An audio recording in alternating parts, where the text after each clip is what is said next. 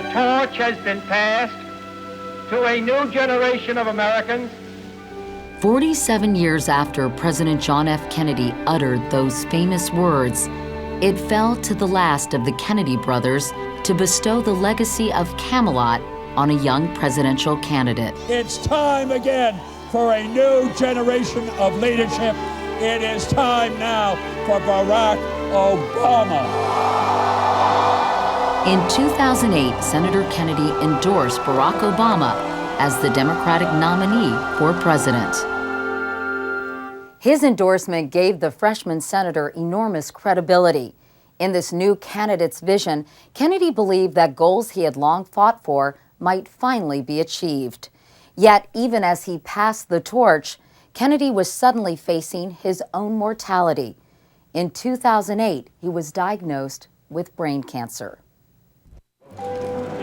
After recovering from surgery, Kennedy returned to the Senate and was greeted with a standing ovation by colleagues who had worked with him and against him for almost 50 years. He was, in the eyes of his colleagues, truly beloved. There already is talk, you know, of his portrait going up in the Senate reception room where the five great Clay, Webster, La Follette, Taft, and Calhoun are already there. And I think he belongs up there. I don't know what Ted Kennedy's legacy will be, but in the quarter century that I've been here, there's not been anyone quite like him. I was talking with Vicki this morning, and she said he was ready to go, Joe. But we were not ready to let him go. For his family, he was a guardian. For America, he was a defender of a dream.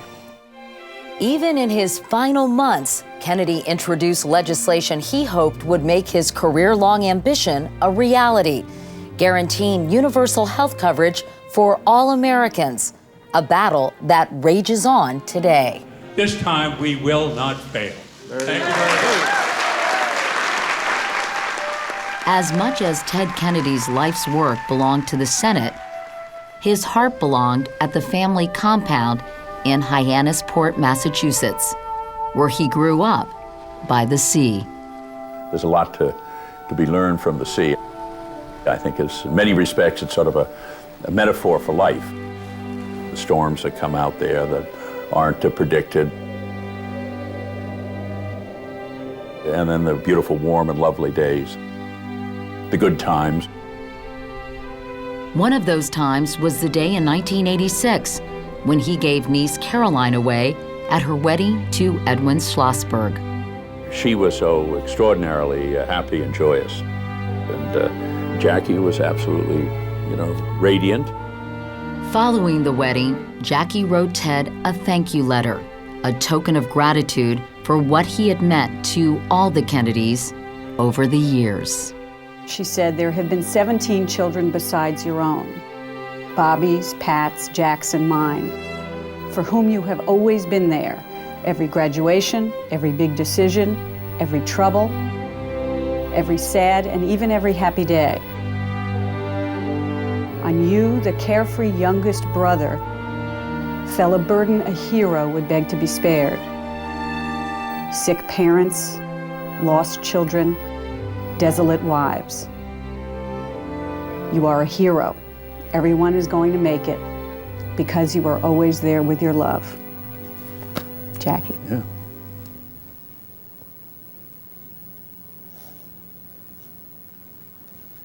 It's about as nice as you can get. Edward Kennedy is not perfect.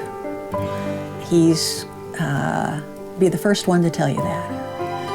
But by God, he tries harder than anybody I've ever known. I just know that when Edward Kennedy meets his maker, he's got nothing to fear.